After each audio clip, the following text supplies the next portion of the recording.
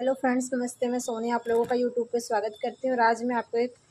नवरात्रों में जब कलश स्थापन किया जाता, अपने घर में रखा जाता, जब का गीत सुनाने जा रही हूँ। आप लोग गीत को पूरा सुनना और अपना आशीर्वाद देना। निकला गए मैया के कलशवा आंगनवा बीचे, निकला गए मैया के कलशवा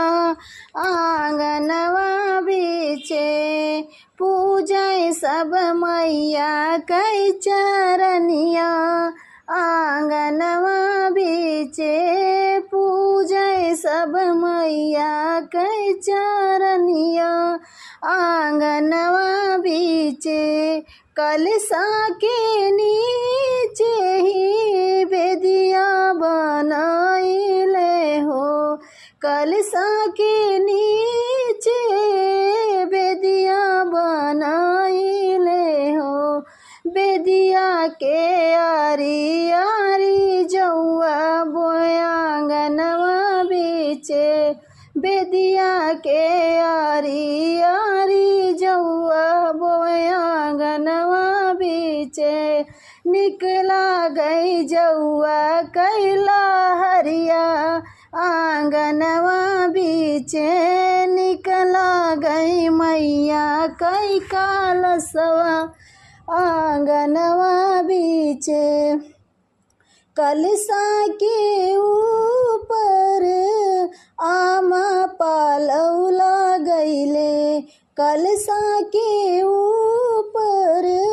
आम पालौला गईले, ताही ऊपर नारियल दियना जलय आंगनवा बीचे,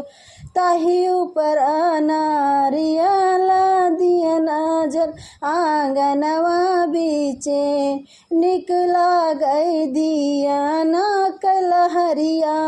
आंगनवा बीचे,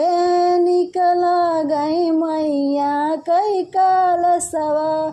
आंगनवा बीचे, केहू तो लाल चुनरी केहू पियर